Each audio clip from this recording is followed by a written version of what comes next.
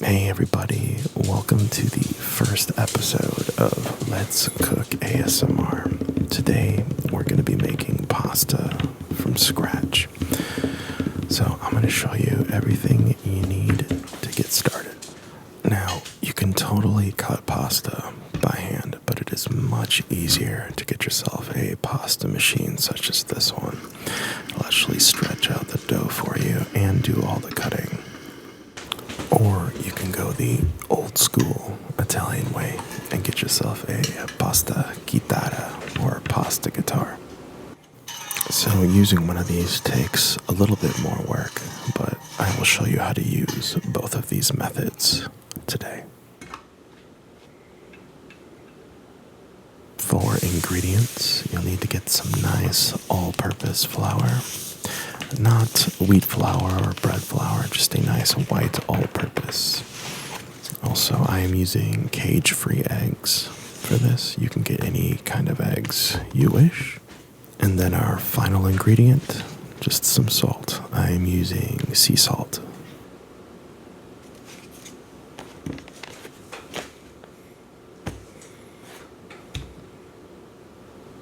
Some other utensils you might need: a fork, and then some mixing bowls.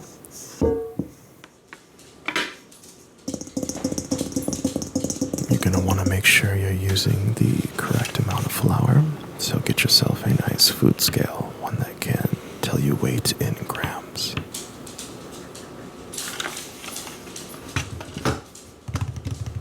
So first we're going to weigh out our flour. So the rule for pasta is 1 egg per 100 grams of flour.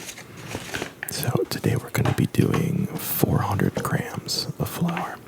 This should be enough to feed about 2 to 3 people or one person with zero self-control.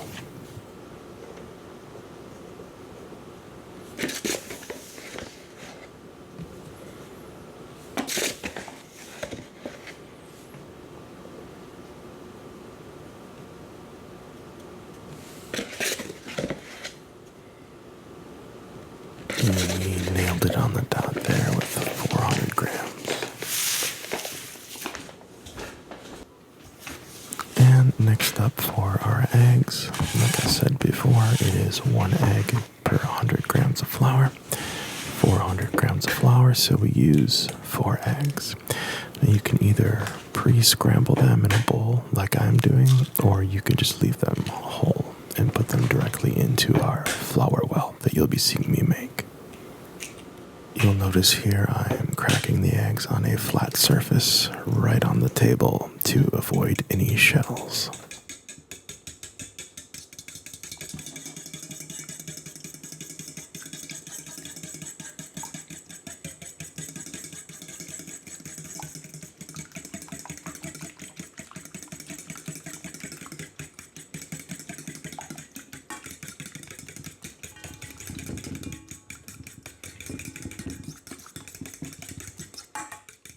And at this point, I like to make sure I have a nice clean work surface to work with to ensure we don't have any contaminants in our pasta.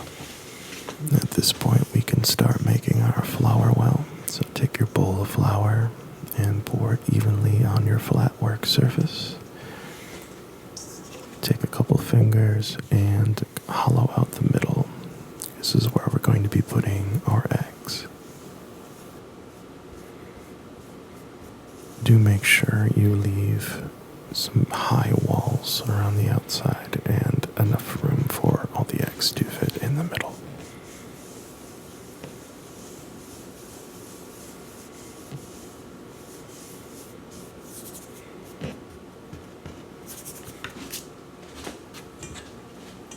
Slowly dump your eggs into the flour well.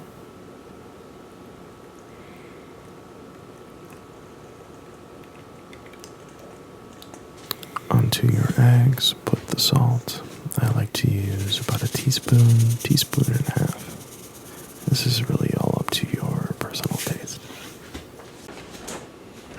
Now the fun part where we get a little messy. So you're going to want to start incorporating that flour slowly into the eggs, little by little, start to form kind of a shaggy dough. Like most things made from scratch, this takes a little bit of patience, so don't rush it. Take your time, enjoy the process. Oh, hi, Oliver. Good boy.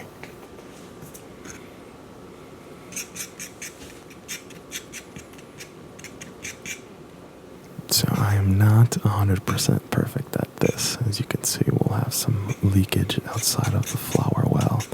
That's okay, nothing to freak out about. Just throw some flour on top of it. Everything will be okay as long as you continue to slowly incorporate the flour into the egg.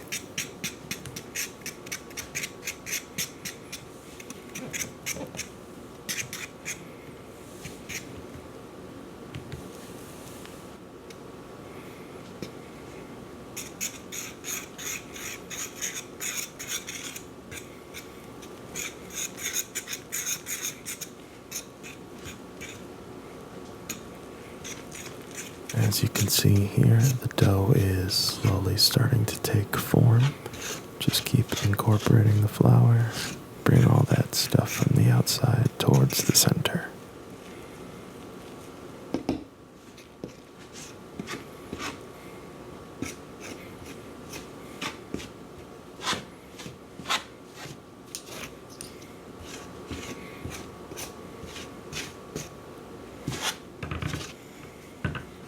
Now comes the fun part. We get to start forming the dough. So let's get our hands dirty and start moving this around until we start forming a ball of dough.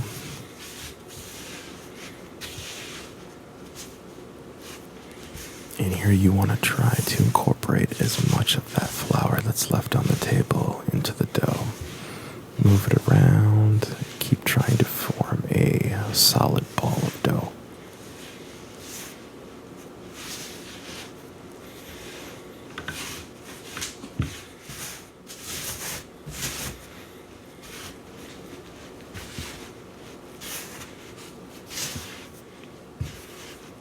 And here you notice the dough is really starting to take shape, so we can start folding it over and pushing it down. And you want to knead this for about a good 5 minutes to really work the gluten.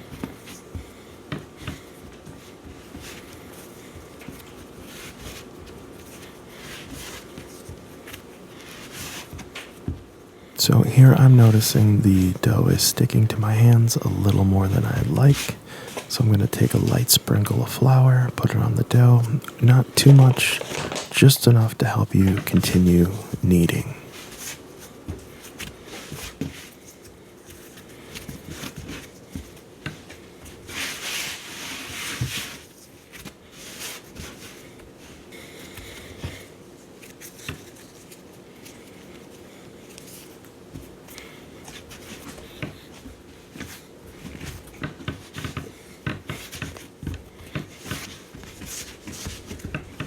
And once I feel like this is formed enough, I like to just roll it up like so, and then fold it at the sides to kind of help make the ball. I like to close it off at the bottom and use the table to kind of flatten it out.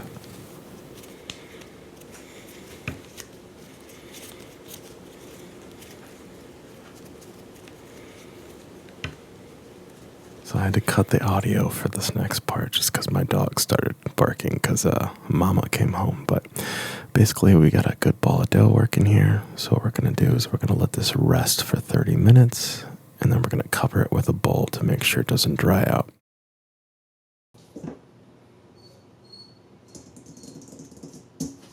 So it's been about 30 minutes, so we'll go ahead and uncover our dough. And I forgot to mention earlier, you will need a rolling pin to do the pasta guitarra method. So go ahead and lightly flour your work surface. And then you're going to want to cut out a small portion of the dough. I would say about 1/5 of the total amount, probably about 2 inches thick. Then roll it into a nice little ball. Put some flour on your rolling pin and on the dough and get to rolling.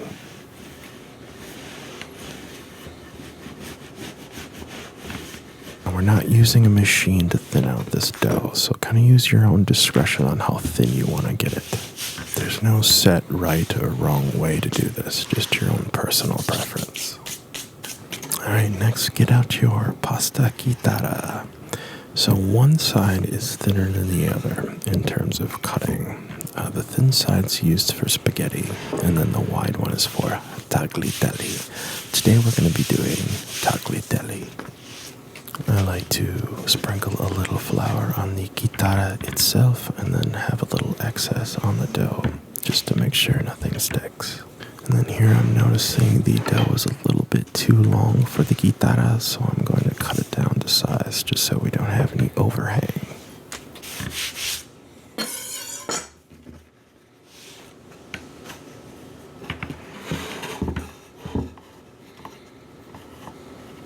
Then lay your dough out flat on the chitarra, making sure there's no overhang, and then I like to just press it into the grooves, just to get it set on there so it doesn't move around.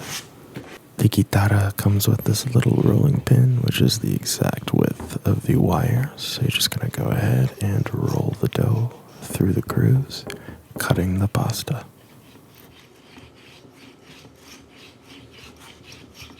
I recommend not doing what I did here and putting down a wet towel underneath the chitarra so it doesn't move around.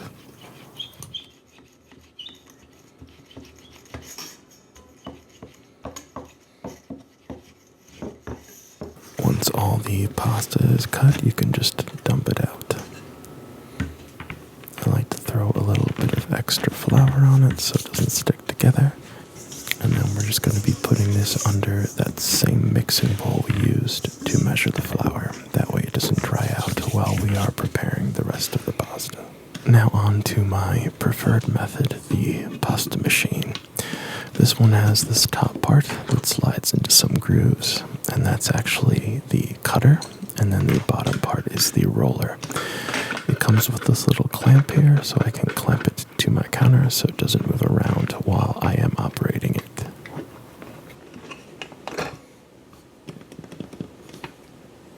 And just like we did before, we're just going to cut off a small portion of the dough and take some flour, put it on the machine to prevent sticking. The pasta machine has this dial on the side to indicate thickness. So 7 would be the thickest, and all the way down to 1, which would be thinnest.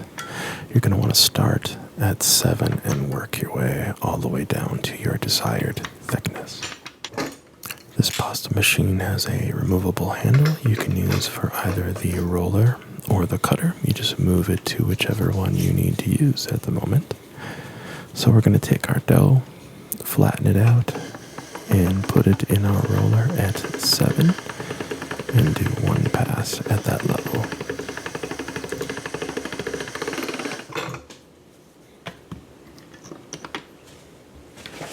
And as I go here, I like to add a nice coating of flour on both sides. This just helps prevent stickiness and also helps prevent any tearing of the dough as it goes through the roller. From here, you're going to want to keep rolling the dough, moving the dial one level lower and lower until it gets thinner and thinner to your desired thinness. I've found on this machine and most machines, level 2 is as thin as you'd probably want to go. But again, it is up to your personal preference. Feel free to experiment with it and do some trial and error. And as the dough is getting longer, I'm using my hand to kind of support it as it goes through the roller. Make sure it rolls through straight with no kinks, otherwise you're going to be flattening the dough in kind of a weird way. Now that we have our dough all flattened out, we can move the handle to the cutter side of the machine. We're going to be cutting some tagliatelle, while the other side is reserved for spaghetti. And much like the roller side of the machine, just put the edge of the pasta dough up to the cutter and turn the crank and feed it through.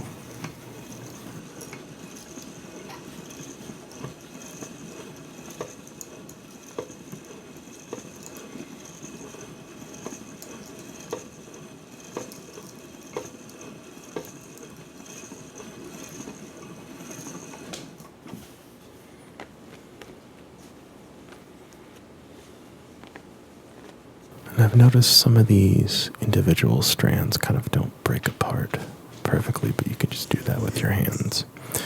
And much like the other pasta, put some excess flour on it and put it underneath that mixing bowl so it doesn't dry out. From here, rinse and repeat the process. Stretch out the rest of your dough and cut it.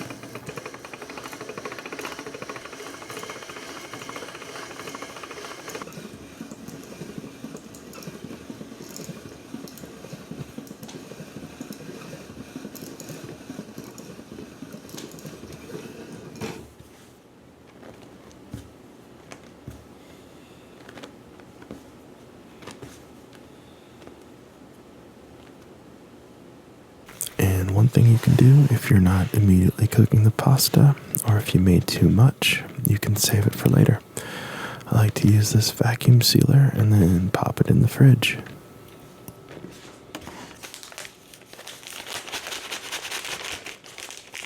Just make sure you get all that excess flour in the bag too, just to prevent sticking. And then I don't like to completely vacuum seal it till there's no air. I want the pasta to be able to move around a little bit just so it doesn't come out in one big ball. So make sure you don't completely vacuum seal it.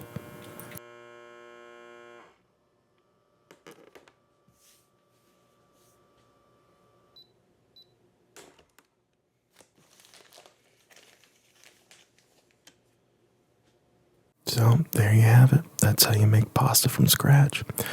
I hope you guys enjoyed this video, and I hope it inspired you to maybe try this for yourselves. Thanks for watching, and I'll catch you in the next one. Peace.